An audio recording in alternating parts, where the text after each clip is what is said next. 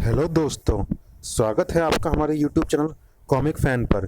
चलिए दोस्तों, शुरू करते हैं नागराज और सुपर कमांडो ध्रुव की कॉमिक्स अवशेष का दूसरा भाग, चुनौती। चलिए शुरू करते हैं। हमारे इर्द गिर्द अनगिनत ऐसे आयाम होते हैं जिनमें हम एक साथ कई अलग तरह की जिंदगियां जी रहे होते हैं। बस हमको उनका आभास नहीं होता, क्योंकि उनको रचने वाले परमाणुओं की तरंग दैर्घ्यता यानी फ्रिक्वेंसी हमसे अलग होती है।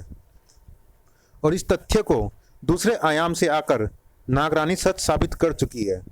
ईश्वर के विधान के अनुसार आयाम आपस में कभी नहीं मिल सकते, पर वह इंसान ही क्या जो विधान को तोड़ने की कोशिश न करे, क्योंकि वह धरती पर ही नहीं, धरती के हर आयाम पर अपनी हुकूमत कायम करना चाहता है।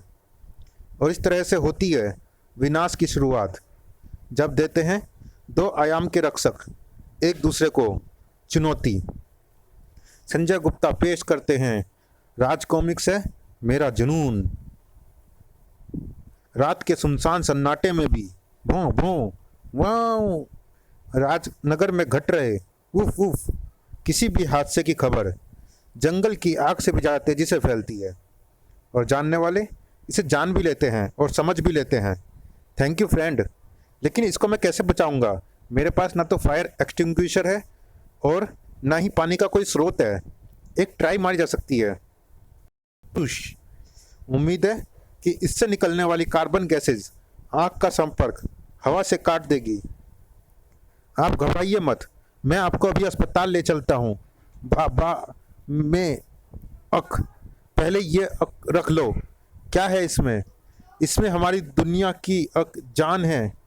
कहाँ गया वह शैतान? चिर उफ, तो तुमने इसको पकड़ा है ध्रुव। थैंक्स, पर इसके बदन से धुआं क्यों उठ रहा है?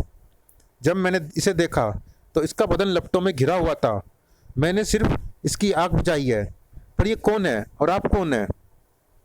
ओह, आई एम सॉरी, मैं इंस्पेक्टर काटकर हूँ, special officer on duty from crime branch, और मैं इस अपराधी का पीछा कर रहा था। इस पर कंप्यूटर हैकिंग के द्वारा यूरोप में चल रहे एक वैज्ञानिक प्रयोग के संवेदनशील डाटा चुराने का आरोप है। पर मुझे ये पता नहीं था कि ये गिरफ्तारी से बचने के लिए आग लगाकर आत्महत्या करने की कोशिश करेगा। ओह, क्या मैं आपका आई कार्ड देख सकता हूँ? वाई नॉट, ये देखो। वैसे इस अपराधी के खिलाफ इंटरपोल का रेड कार्नर नोटिस है। इसके खिलाफ खुद जाने माने वैज्ञानिक डॉक्टर श्री आदि राव ने कंप्लेंट की है। पर तुम्हारे हाथ में क्या है? सीडी जो इस आदमी ने मुझे दी है, यह कहकर कि इसमें दुनिया की जान है। यह तो इसके खिलाफ एक पुख्ता सबूत है। Now if you don't mind, इसको अस्पताल ले जाना बहुत ज़रूरी है, वरना ये मर सकता है। हाँ ठीक है, आप इसे जीप में लेकर चलिए, मैं पीछे पीछे आता हूँ। गुर्र। हाँ हाँ, ये कुत्ते भी जले मांस की गंध पाकर इसे अपना डिनर समझ रहे हैं। ये कुत्ते मेरे दोस्त हैं, और ये उसे नहीं, तुमको अपना डिनर समझ रहे हैं, क्योंकि ये तुम्हारे उस असली रूप को देख रहे हैं जो न जाने क्यों मुझे नज़र नहीं आ रहा है। अपने असली रूप में आ जाओ तो शायद मैं अपने दोस्तों को समझा सकूं।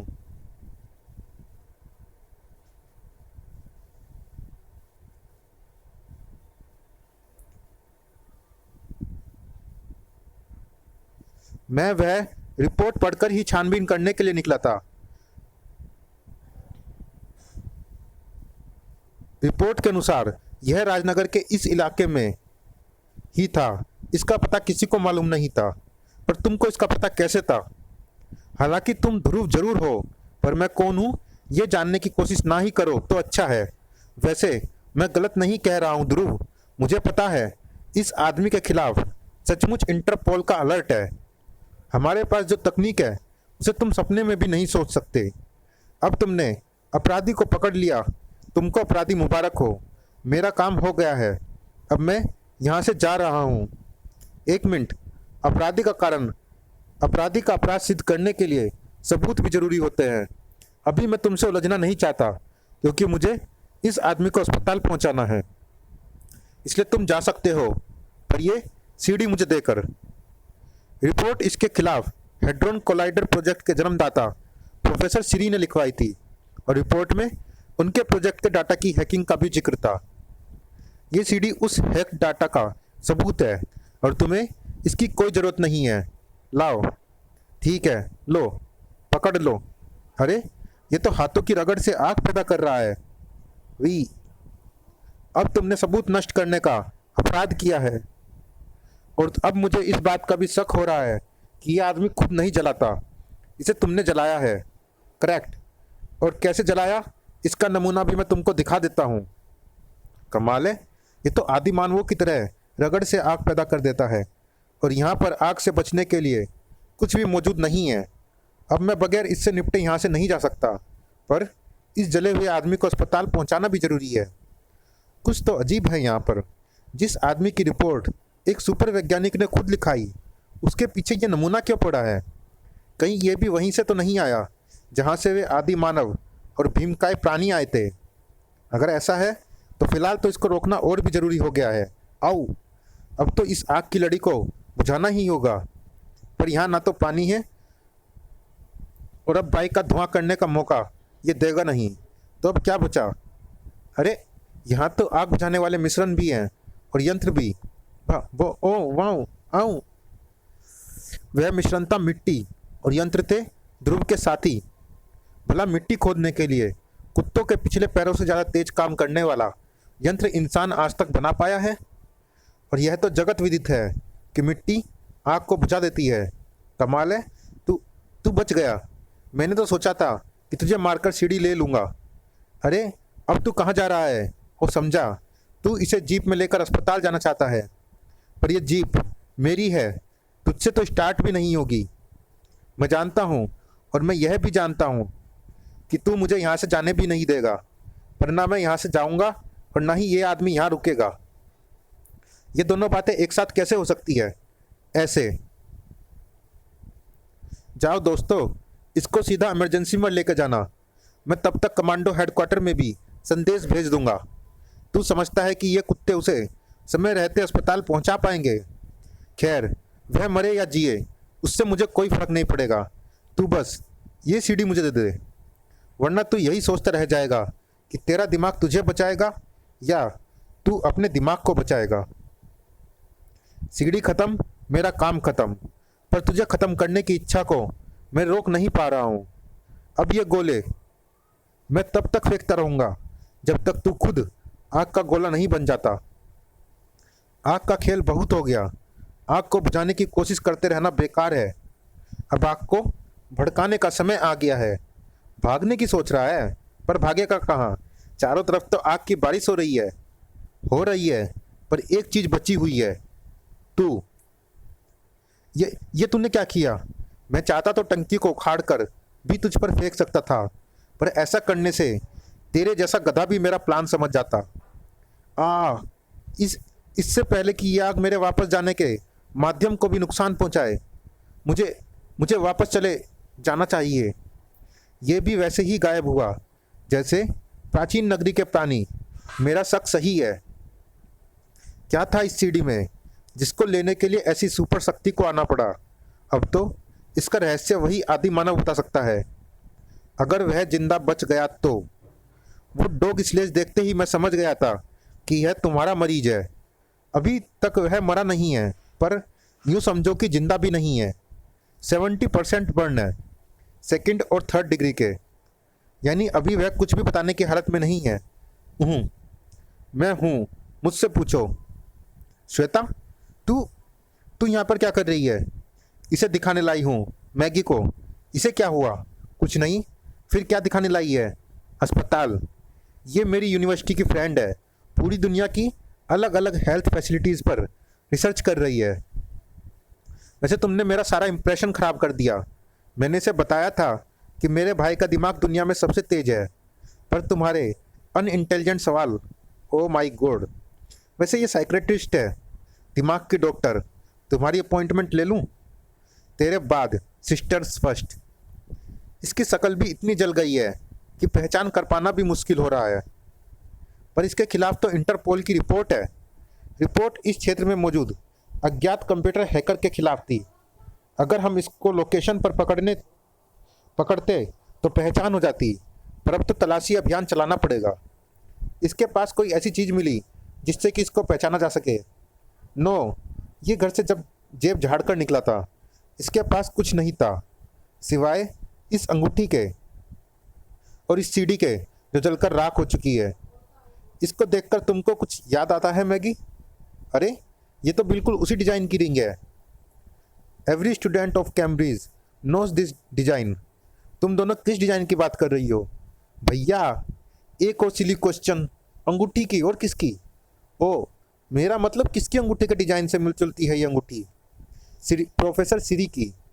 प्रोफेसर सिरी, वही जिनको हेड्रोन कोलाइडर का जनक कहा जा रहा है।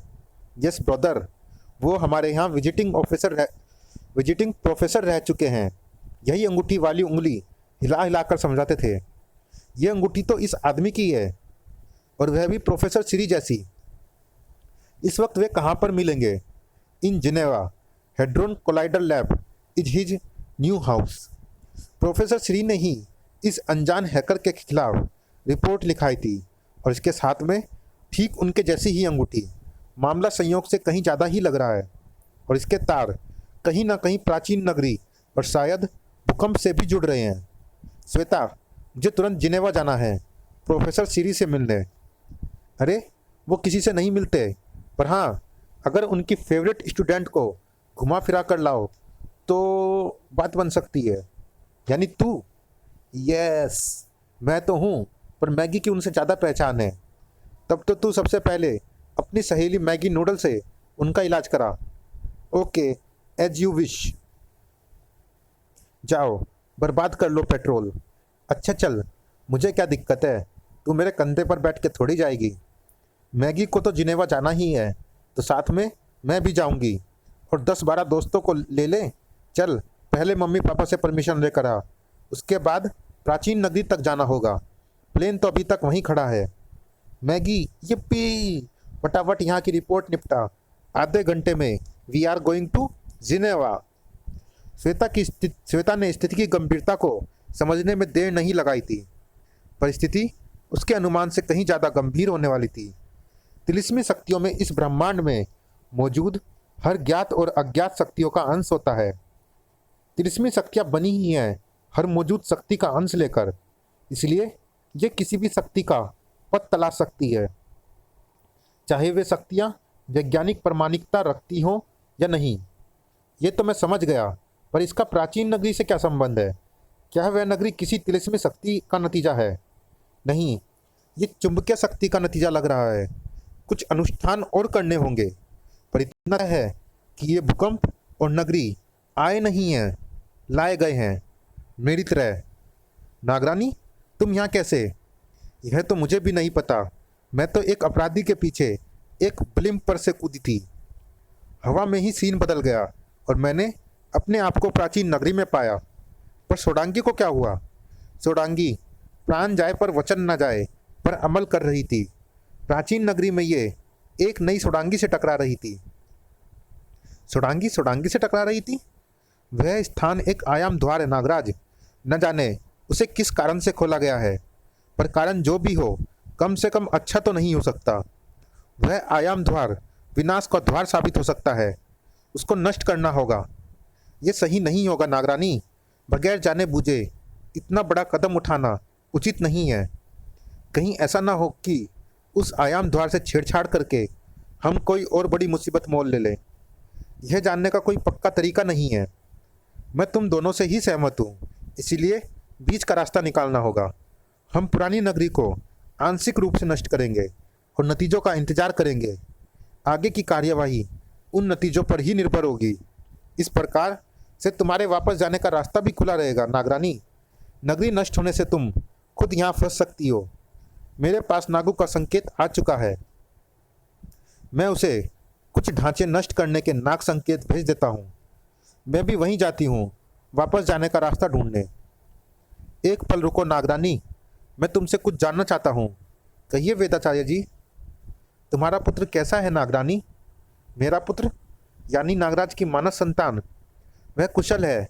हमारे आयाम के समय के अनुसार वह 5 वर्ष का हो गया है और अपने विष के द्वारा वह अभी से हमारी पृथ्वी का रक्षक बना हुआ है। मेरा पुत्र? नागराज ने हाँ कह दी, पर सिर्फ 4 ढांचे गिराने को कहा है। इतने छोटे सेट पर ग्रैंड इम्पैक्ट कैसे आएगा? विनाश की शुरुआत होने वाली थी, पर इसका दायरा सिर्फ प्राचीन नगरी तक सीमित रहने वाला नहीं था। हाँ, गुड। अब बस इस एक डेटोनेटर को और फिट करना है। ये बस हो गया। अब ये सबसे पहले फटेगा और फिर एक एक करके पूरी लड़ी फटेगी और ये ढांचा सीधा नीचे गिरेगा। इसे कहते हैं कंट्रोल डेटोनेशन। सब फटाफट बाहर निकले, वरना अनारकली की तरह मलबे में दफन हो जाएंगे। पर अनारकली को तो दीवार में चिनवाया गया था। वही वही ना, पहले दीवार थी तो तोड़ने के बाद मलबा बन जाएगी ना। समझो यार, फिल्मी सीन में लॉजिक मत लगाया करो। सब छुप जाओ, मेरे काम पर कोई भरोसा मत करना। धड़ाम धड़ाम। शाबाश। अब देखना है कि इन इमारतों को गिराने का नतीजा क्या होता है। कुछ होता भी है या नहीं। देख लो, शानदार धमाकेदार सीन, डायरेक्टेड बाय नागू नाग। भ्राम। ये तो फ्लॉप शो हो गया। तेरे बमों में बारूद था भी या नहीं? RDX था यार, प्लास्टिक एक्सप्लोजिव। वो क्या है? क्या है वो?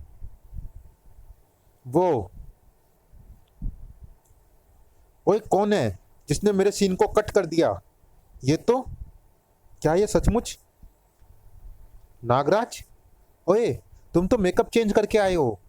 पहले खुद ही इमारतें गिराने का ऑर्डर देते हो और फिर खुद हमारी मेहनत पर पानी फेर देते हो। तो ये ढांचा तुमने गिराने की कोशिश की थी और इसका आदेश नागराज ने दिया था, यानी तुमने।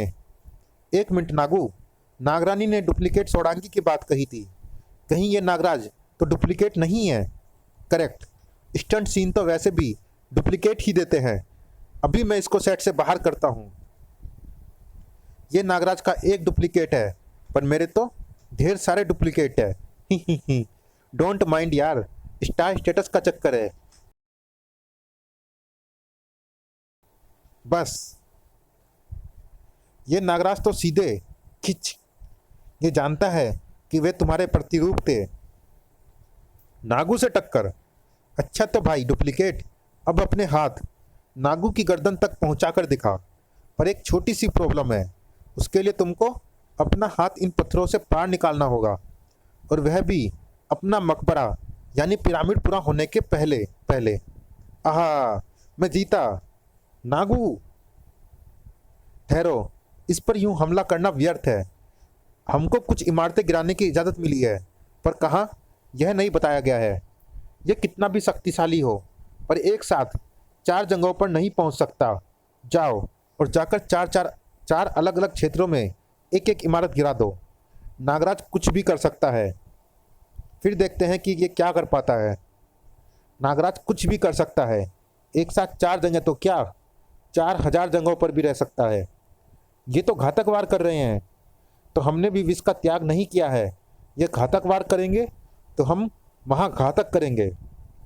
लड़ाई छिड़ चुकी है दोस्तों, लेकिन ये लड़ाई जारी रहेगी अगली कॉमिक्स में भी। सभी सवालों के जवाब लेकर आ रहा है इसका अगला भाग। मिलते हैं इसी कॉमिक्स के अगले भाग में। तब तक के लिए